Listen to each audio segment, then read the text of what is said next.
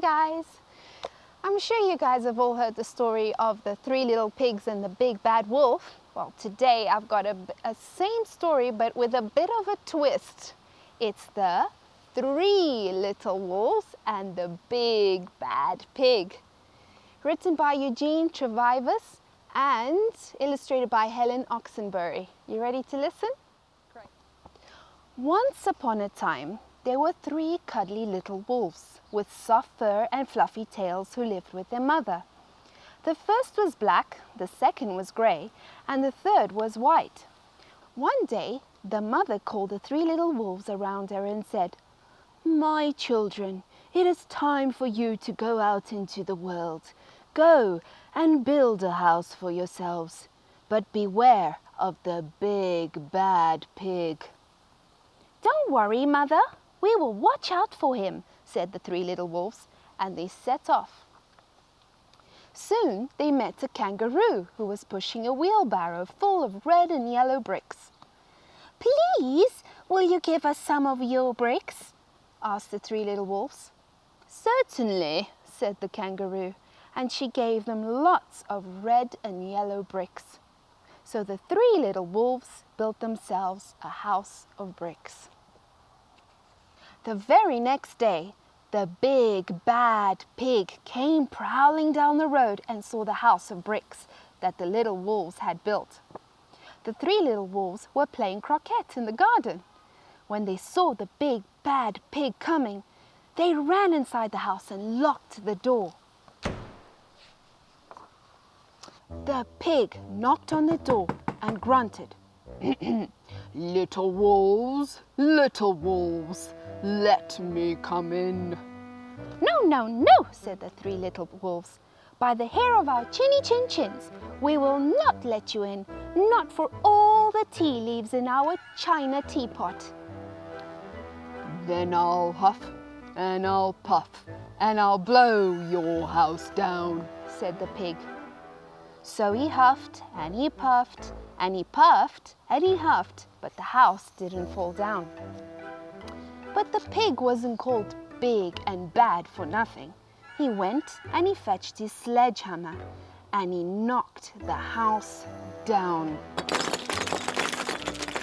The three little wolves only just managed to escape before the bricks crumbled, and they were very frightened indeed.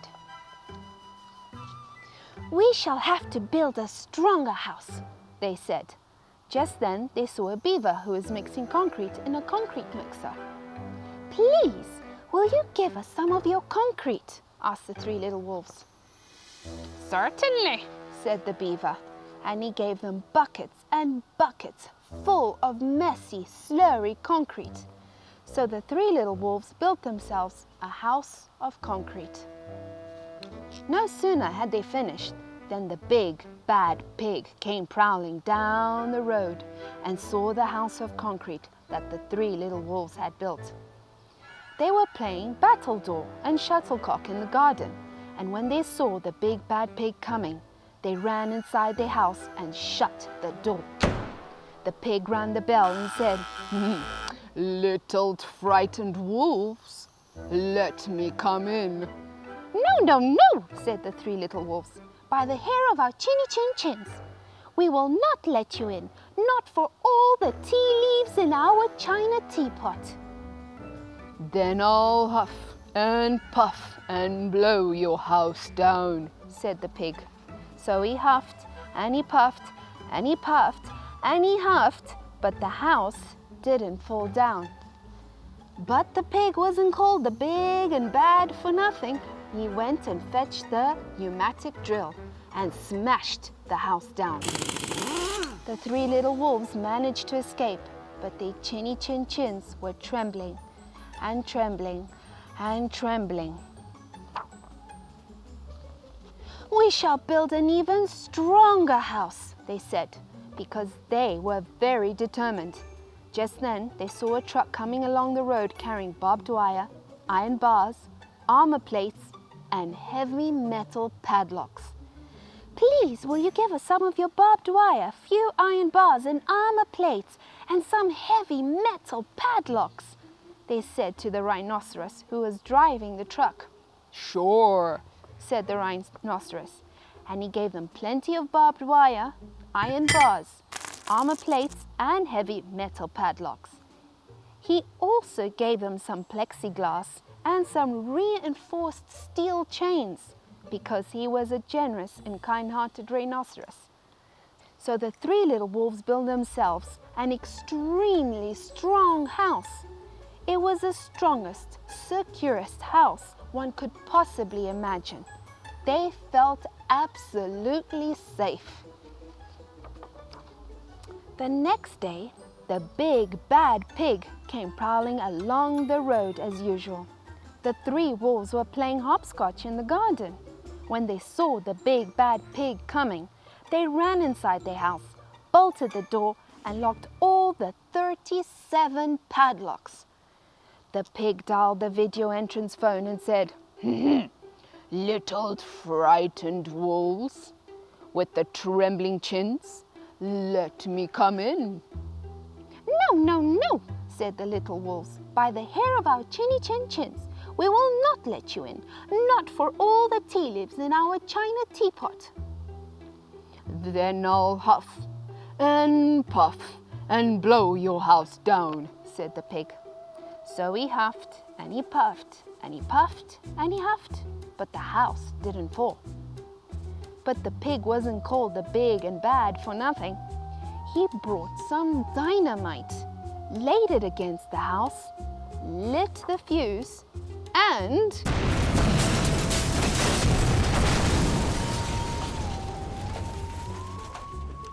the house blew up. The three little wolves just managed to escape with their fluffy tails scorched.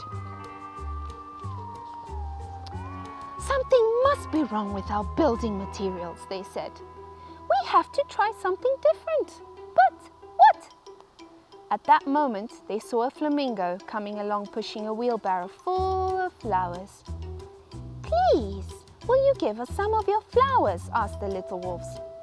"With pleasure," said the flamingo, and he gave them lots of flowers.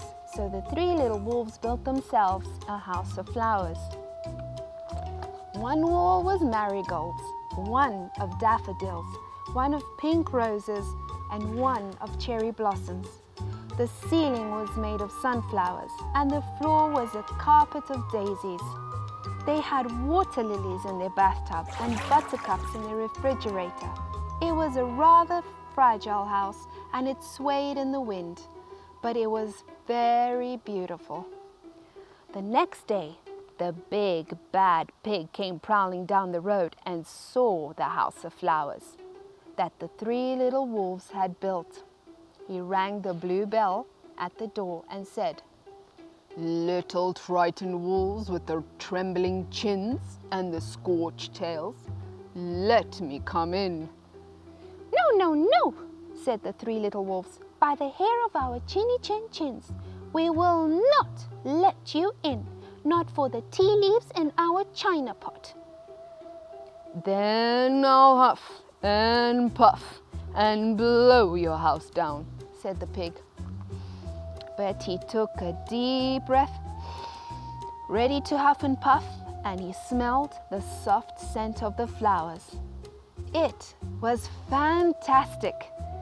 And because the scent was so lovely, the pig took another breath, and then another. Instead of huffing and puffing, he began to sniff. He sniffed deeper and deeper until he was quite filled with a fragrant scent. His heart grew tender, and he realized how horrible he had been. Right then he decided to become a big, good pig. And he started to sing and dance the tarantella.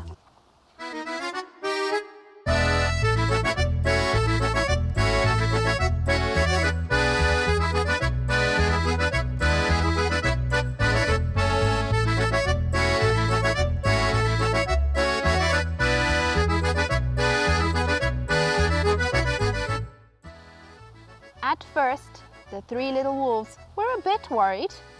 It might be a trick. But soon they realized that the pig had truly changed. So they came running out of the house. They started playing games with him. First they played ping pong, and then Piggy in the middle. And when they were all tired, they invited him into the house.